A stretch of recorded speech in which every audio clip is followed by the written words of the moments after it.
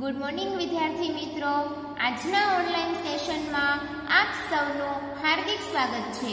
ધોરણ 8 વિષય ગણિત ચેપ્ટર 2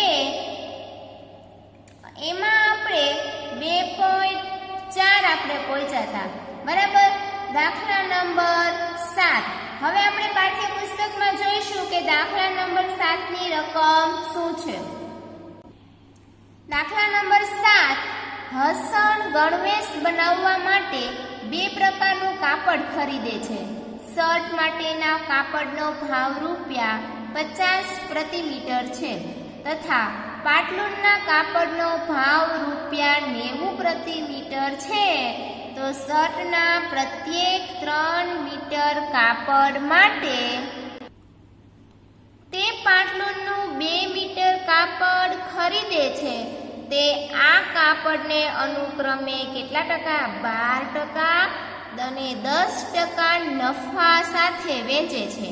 તો તેને કુલ ₹36,600 મળે. તો તેણે પાટલુન માટે કેટલું કાપડ ખરીદ્યું હશે? તો એના વિશે આપણે દાખલાની રકમ સમજતા જઈએ અને દાખલો ગણતા જઈએ.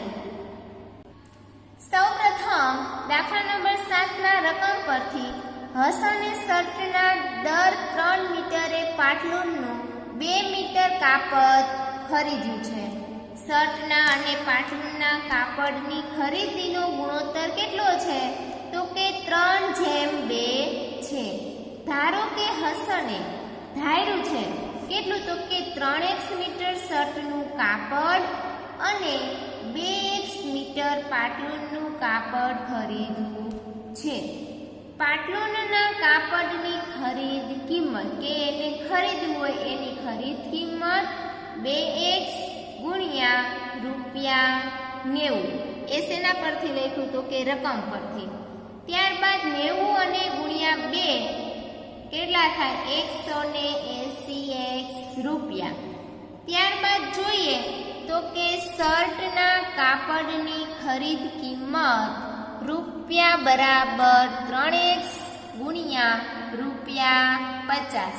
હવે આ બંનેનો શું કરવાનું? તો કે ગુણાકાર. 5 તેરી 15 અને અહીંયા 0 છે એટલે 150x રૂપિયા. હવે જોઈએ કે હવે પાટલુનનું કાપડ છે એ 10% નફાથી વેચે છે, એટલે કે ₹100 મૂળ કિંમતની વસ્તુની વેચાણ કિંમત રૂપિયા કેટલા થશે? 110 છે. એ આપણને રકમમાં આપી લીધો છે. મૂળ મૂકી એટલે કે મૂળ કિંમત અને વેકી એટલે શું થશે? કે વેચાણ કિંમત. સમજાઈ ગયું? હવે પાટલુનના કાપડની વેચાણ કિંમત. પાટલુનના કાપડની વેચાણ કિંમત બરાબર કેટલા છે? 110 રૂપિયા છેદમાં 100. કારણ કે ₹100 મૂળ કિંમતની વસ્તુની વેચાણ કિંમત ₹110 છે. એને ગુણ્યા 180 બરાબર રૂપિયા. હવે આપણે છેદ ઉડાડીને ગુણાકાર કરશું એટલે 198x રૂપિયા થશે. ત્યારબાદ જોઈએ અને શર્ટનું કાપડ કેટલું કીધું? રકમમાં 12% નફાથી વેચે છે, એટલે કે ₹100 મૂળ કિંમતની વસ્તુની વેચાણ કિંમત રૂપિયા કેટલા થશે? 112 છે. તો હવે જોઈએ કે શર્ટના કાપડની વેચાણ કિંમત તો કે 112 ના છેદમાં 100 ગુણ્યા 150. હવે 0 ઉડી જાય, અવયવ પાડશું. 112 ગુણ્યા 15 ના અવયવ શું થશે? 3 5 ને 15. અહીંયા 0 તો ઉડી ગયા છે. છેદમાં કેટલા છે? 10. 10 ના અવયવ પાડશું કે 2 5 ને 10. 5 5 ઉડી જાય એટલે 112 અને 3. 112 ક્યારે થાય? તો કે 56 ગુણ્યા 2 કરીએ એટલે 112. 112 ગુણ્યા ને 3. હવે 56 તેરી કેટલા થાય? 168x રૂપિયા. ત્યારબાદ જોઈએ કે કાપડની કુલ વેચાણ કિંમત રૂપિયા. તો કે 198x. આપણે પાટલુનના કાપડની વેચાણ કિંમત એટલી મળી હતી ને કે 198x રૂપિયા પ્લસ અત્યારે કેટલી મળી તો કે 168x. એ બંનેનું શું કર્યું તો કે સરવાળો કર્યો. એ બંનેનો સરવાળો શું આવ્યો તો કે 366x રૂપિયા. તો રકમ પ્રમાણે આની વેચાણ કિંમત રૂપિયા રકમ પ્રમાણે કેટલી છે રકમમાં આપી તો કે 36,600 છે. તો 366 આપણને મળી બરાબર. 366x બરાબર કેટલા થાય 36,600. હવે x છે એને કરતા બનાવી, x ની કિંમત મેળવવી છે એટલે x બરાબર આ ગુણાકારમાં છે સામેની બાજુ ક્યાં જતો રહેશે તો કે છેદમાં. 36,600 ના છેદમાં કેટલા થશે 366. હવે 0 0 360. હવે તું વિચાર કરીએ આપણે આ 366 છે બરાબર. 36,600 છેદમાં 366. 366 અંશમાં બી છે ને છેદમાં બી છે એટલે એ બંને ઉડી જાય. અહીંયા કોઈ ન હોય તો કોણ હોય 1, કેમ કે અહીંયા પાછળ 2 0 છે એટલે કેટલા આવશે 100. x બરાબર કેટલા થશે 100. હવે હસને પાટલુનનું કાપડ 2x મીટર ખરીદ્યું છે બરાબર. હસને ખરીદેલું પાટલુનનું કાપડ કેટલું છે 2x. 2 ગુણ્યા હવે x છે એની કિંમત આપણને મળી ગઈ છે કેટલી તો કે 100. એટલે x ની જગ્યાએ આપણે 100 મૂકશું અને એ બંનેનો ગુણાકાર કરશું તો શું જવાબ આવશે 100 ગુણ્યા 2 એટલે કે 200 મીટર. આમ હસને 200 મીટર પાટલુનું કાપડ ખરીદ્યું હશે. સમજાઈ ગયું બધાને? ત્યારબાદ જોઈએ દાખલા નંબર 8. હવે એ 8મા દાખલામાં શું કહ્યું છે તો કે હરણના એક ઝુંડમાંથી અડધા હરણ ખેતરમાં ચરી રહ્યા છે. હરણનું એક ઝુંડ હતું એમાંથી અડધા હરણ છે એ ખેતરમાં શું કરી રહ્યા તો કે ચરી રહ્યા છે.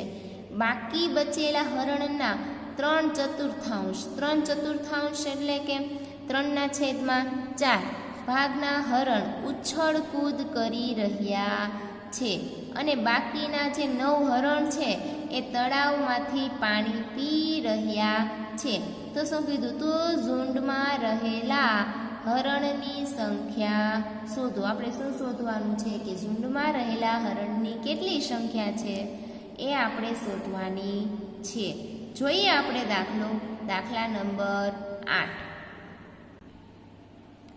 ધારો કે ઝુંડમાં હરણની કુલ સંખ્યા કેટલી છે x છે. એ આપણે શું કરી ધારી કે ધારો કે ઝુંડમાં હરણની કુલ સંખ્યા x છે. કુલ હરણમાંથી અડધા હરણ ખેતરમાં ચરી રહ્યા છે. એ આપણને શેમાં રકમમાં આપેલું છે એટલે કે અડધા હરણ એટલે કે અડધું એક આખું હોય એનું અડધું કરીએ એટલે અહીંયા આખું x ધાર્યા બરાબર. એના અડધા કરીએ એટલે છેદમાં 2. હરણ ખેતરમાં ચરી રહ્યા છે માટે બાકીના હરણ x ધાર્યા અને અડધા હરણ ચરી રહ્યા છે એટલે x - 2 બરાબર ચરી રહ્યા છે બરાબર x ના છેદમાં 2. હવે જોઈએ કે બાકીના હરણમાંના 3/4 ભાગના હરણ ઉછળકૂદ કરે છે એટલે કે ઉછળકૂદ કરનાર હરણ કેટલા છે તો કે 3/4. તો બાકીના હરણની તો કે 3/4 ગુણ્યા x/2 અડધા હરણ બરાબર. હવે આ બંનેનો શું કર્યો તો કે ગુણાકાર. બાકીના હરણ એટલે કે અડધા હરણ જે આપણે ચોઈસ કર્યા હતા એ x/2 એ લેખા. હવે આ બંનેનો ગુણાકાર કર્યો કે 3x/8 વળી 9 હરણ તળાવમાંથી પાણી પી રહ્યા છે. આ રકમમાં આપેલું છે કેટલા હરણ પાણી પી રહ્યા તો કે 9 હરણ. કુલ હરણની સંખ્યા કેટલી છે x/2 પ્લસ 3x/8 પ્લસ 9. હવે ધારેલા હરણની સંખ્યા એના બરાબર ધારેલા હરણની સંખ્યા કેટલી છે આપણે કેટલા ધાર્યા હતા x ધાર્યા હતા. આમ x/2 પ્લસ 3x/8 પ્લસ 9 બરાબર x. x/2 પ્લસ 3x/8 બરાબર x પ્લસ 9 છે એ જમણી બાજુ આવશે તો કેવા થઈ જશે માઇનસ x - 9. એક્સના છેદમાં 2 પ્લસ 3x ના છેદમાં 8. હવે પ્લસ એક્સ છે, ડાબી બાજુ કેવા થશે? માઇનસ, એટલે કેટલા લખવાના? માઇનસ એક્સના છેદમાં 1 બરાબર -9. હવે તમે જુઓ અહીંયા છેદમાં 2, 8 અને 1 આપેલા છે, બરાબર. હવે 2, 8 અને 1 નો લસા શું થશે? તો કે 8. હવે લસા 8 થશે એટલે છેદમાં આપણે 8 લખી દીધા. હવે અહીંયા 2 ને કેટલા વડે ગુણશું અંશમાં? તો 8 થશે. 2 ને છેદમાં 4 વડે ગુણશું એટલે 8 થશે. એટલે આને 4 વડે ગુણશું એટલે અંશમાં બી 4 વડે ગુણવા પડે. એટલે 4x પ્લસ આ છેદમાં 8 આપેલા જ છે એટલે એને 1 વડે અંશમાં ગુણવા પડે. 3x માઇનસ અહીંયા 1 જ છે તો છેદને 8 વડે ગુણશું તો અંશને પણ 8 વડે ગુણવા પડે. એટલે અહીંયા કેટલા આવશે? 8x છેદમાં 8 બરાબર. હવે -9 કેવી રીતના આવે?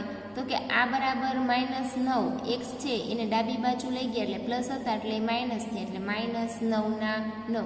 હવે આપણે જોઈએ કે 4x પ્લસ 3x કરશું તો કેટલા થશે?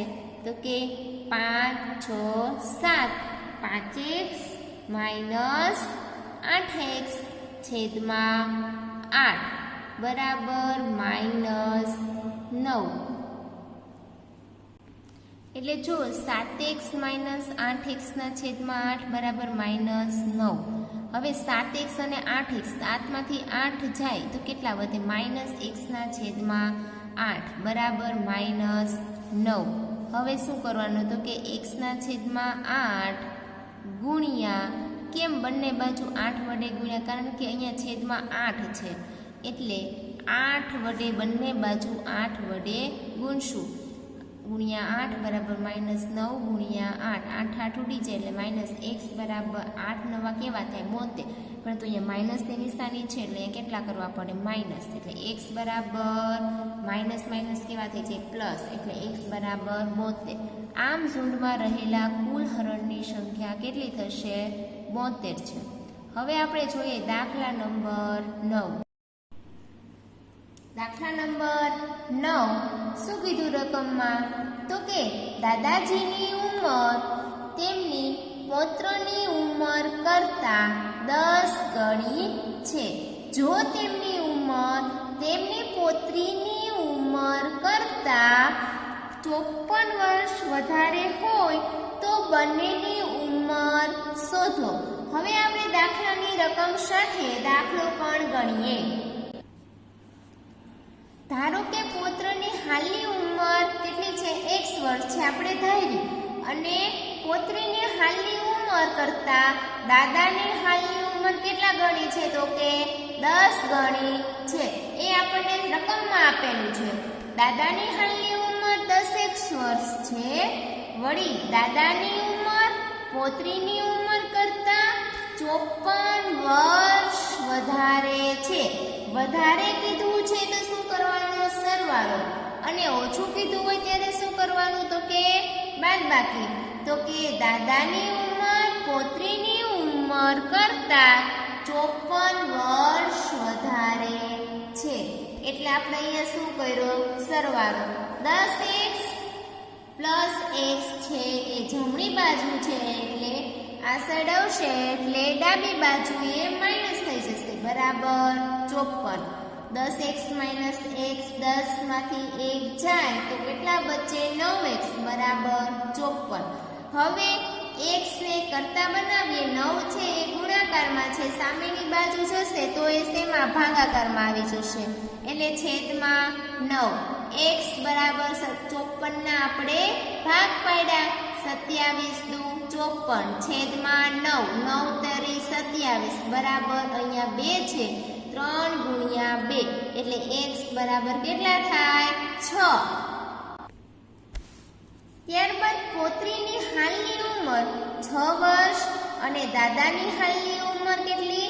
10x બરાબર 10 ગુણ્યા 6 બરાબર 60 વર્ષ. 10 6 કેટલા થાય? 60 એટલે 60 વર્ષ. હવે આપણને ખબર પડે કે આ પોત્રીની હાલની ઉંમર 6 વર્ષ અને દાદાની હાલની ઉંમર કેટલી થશે? 60 વર્ષ છે. ત્યારબાદ આપણે જોઈએ દાખલા નંબર 10. અમનની હાલની ઉંમર તેના પુત્રની હાલની ઉંમર કરતા 3 ગણી છે. કોની? તો કે અમનની હાલની ઉંમર તેના પુત્ર છે એની હાલની ઉંમર કરતા કેટલા ગણી છે? 3 ગણી છે. તો 10 વર્ષ પહેલા તેની ઉંમર તેના પુત્રની ઉંમર કરતા 5 ગણી હોય તો તેમની હાલની ઉંમર શોધો.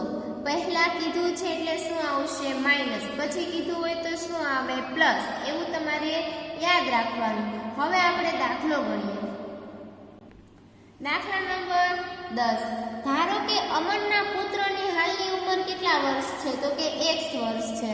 હવે અમનની હાલની ઉંમર તેના પુત્રની હાલની ઉંમર કરતા તો કે 3 ગણી છે. તો અમનની ઉંમર છે એ 3x વર્ષ છે. તો 10 વર્ષ પહેલા અમનના પુત્રની ઉંમર બરાબર x માઇનસ 10 વર્ષ હશે. પહેલા કીધું છે એટલે શું આવશે? માઇનસ. હવે આપણે પહેલાની જગ્યાએ આપણને એમ કીધું હોય કે 10 વર્ષ પછી તો શું આવે? સરવાળો. તો અહીંયા શું આવે? સરવાળો. આપણને પહેલા કીધું છે એટલે શું લખ્યા? માઇનસ. 10 વર્ષ પહેલા અમનની ઉંમર 3x માઇનસ 10 વર્ષ થશે.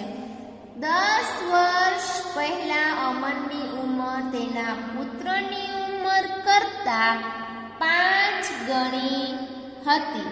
તો પુત્રની 10 વર્ષ પહેલાની ઉંમર એને ગુણ્યા 5. કેમ? તો કે 5 ગણી. ગણી કીધું છે એટલે શું હોય? ગુણાકાર.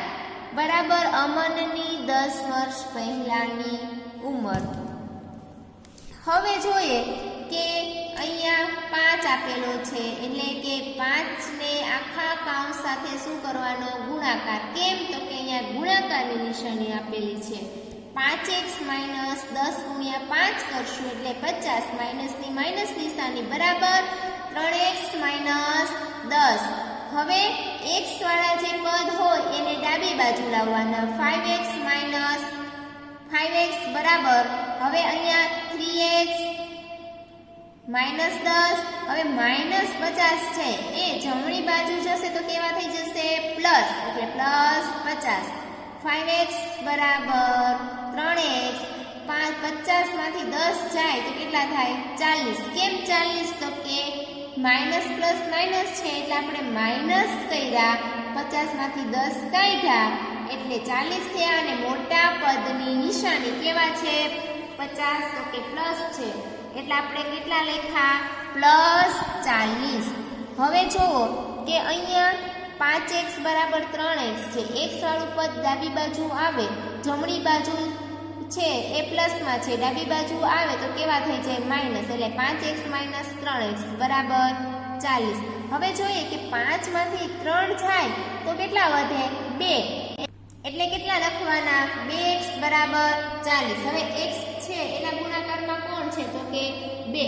હવે ગુણાકારમાં ડાબી બાજુ હોય તો જમણી બાજુ છે એ કેમાં થઈ જાય? ભાગાકારમાં. એટલે x બરાબર કેટલા થાય? 40 ના છેદમાં 2. હવે આપણે ભાગ પાડીએ કે x બરાબર 10 ગુણ્યા 2 ગુણ્યા 2. 10 દૂને 20 દૂને 40 થાય. હવે 2 2 ઉડી જાય. કેટલો આવ્યો? બરાબર 20. એટલે x બરાબર 20. હવે જુઓ કે પુત્રની હાલની ઉંમર x બરાબર કેટલા છે? 20 વર્ષ. અમનની હાલની ઉંમર તો કે 3x. હવે 3x કોની? તો કે અમનની હાલની ઉંમર છે. તો x બરાબર તો આપણને કેટલા મળ્યા? 20 મળ્યા. બરાબર. તો હવે x ની જગ્યાએ આપણે 20 લખી શકીએ? તો કે હા, 3 ગુણ્યા 20. 20 તેરી કેટલા થાય? તો કે 60 વર્ષ.